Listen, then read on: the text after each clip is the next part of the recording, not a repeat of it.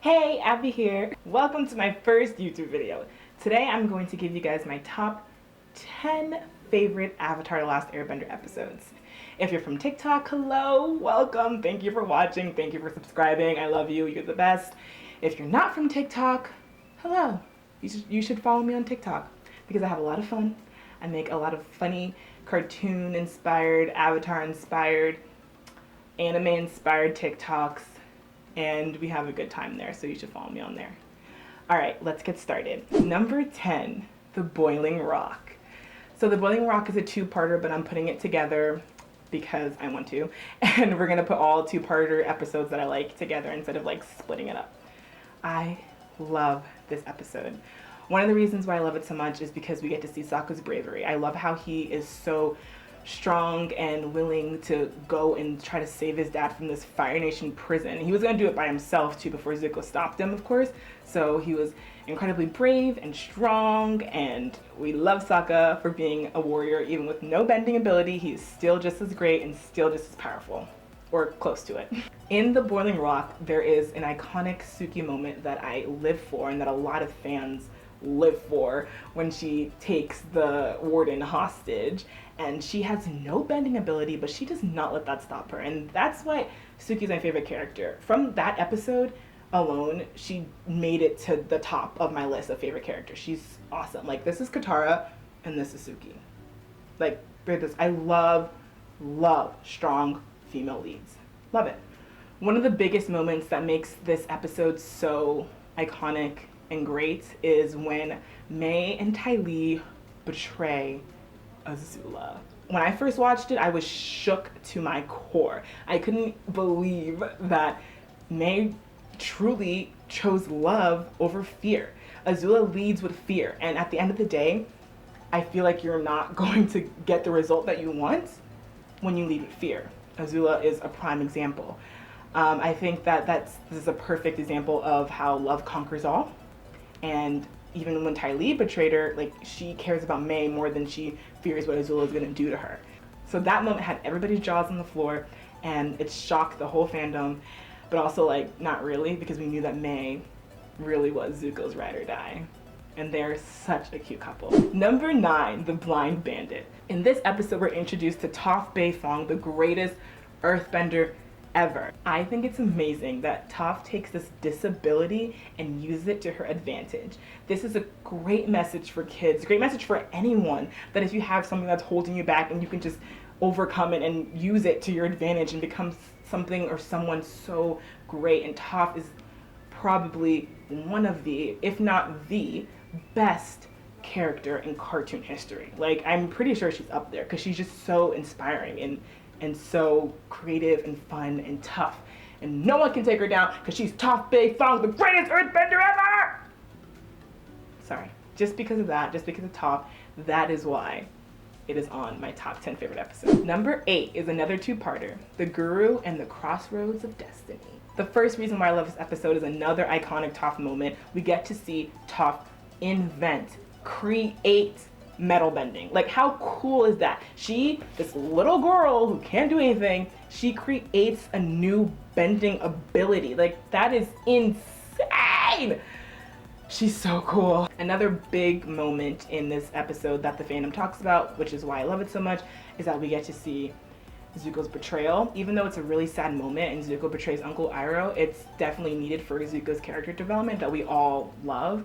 I think he really needed to go through doing what he thought was the right thing and going back home to be the prince and see that this is not the life that he really wanted and that he can do better, he can be better, just like Uncle Iroh always said that he could. Love that. Number 7, The Waterbending Master. In The Waterbending Master, we get to see Katara as a feminist queen. This episode is all about feminism, about how she wants so badly to be treated equally. If she wants to use her bending abilities to heal and fight, she should be able to. And I love how Katara does not back down and literally says, Paku, meet me outside. We about to fight. So cool. I love that moment, so that is why it is on my top 10 list. Number 6, Bitter Work. The two main reasons why I love this episode so much is, one, because of the way that Toph is teaching Aang about earthbending, and how Uncle Iroh is teaching Zuko about redirecting lightning. I think both teaching methods have such an impact on each character and also an impact on us as the audience watching it, because the message is so good. Toph talks about taking things head on, not giving up, even when something's hard for you. Perfect, love that message. Uncle Iroh is talking about how Zuko should pull from all the different nations to become a great firebender. And it's important to love and respect the other nations so that you can become a better bender yourself. That's so cool. And we get to see like the little lightning redirecting thing. I want to be a lightning. I want to be a firebender. I want to be a waterbender, but I also want to be a firebender. I want to be the Avatar, okay? The Toph moment, the Zuko and Iroh moment, and Sokka being stuck in a hole are all reasons why this is coming in as my number 6 favorite episode. Number 5, the Avatar and the Fire Lord. When I first started making this list, I knew from jump that this episode was going to be in my top 5 because it's so good. This episode gives you all of the background, all of the history, all the flashbacks that you need to understand the development between Zuko's character and Aang's character. The main scene that makes this episode so great for me is when we find out that Zuko's great-grandfather on his mother's side is Avatar Roku! What? I don't know about you, but when I first watched it, I was like, this is insane, and it all makes sense now. We all can understand why Zuko is so conflicted. It's because he has a good side and a bad side, and he's trying so hard to figure out the difference between right and wrong. Golden. Love it. Love it. Love it. And that's why it's in my top 5. Number 4, Zuko Alone. I think the whole fandom loves this episode just because everyone really loves Zuko. And if you ask any Avatar fan what is the main reason why the show is so good, a lot of fans will say character development because it's just so spot on and perfect. And within that character development, we're talking about Zuko mainly because he goes through trials and tribulations just to get to where he needs to be at the end of the series, baby. It's hard for him. He's going through it. The main reason why this episode is number 4 on my list is because I love how we get to see how Zuko realizes that no matter what, people will always hate him or always hate what he does because he's Fire Nation. When he was saving Lee, the second that he found out that he was Fire Nation, everybody was like, ew, bah, gross, don't like you, you're tacky, and I hate you. Literally, everyone hated him. So I think it was a real eye-opener for Zuko in this episode, and that's why it's number 4. Number 3, the Puppet Master.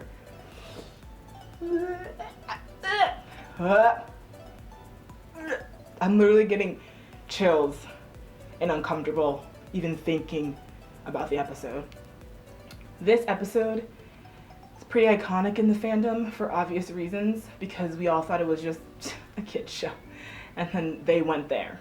The main reason why this episode is so iconic and so good is because we get to see this creepy, gross, kind of cool new bending ability for waterbenders, which is blood bending, and it's freaking crazy.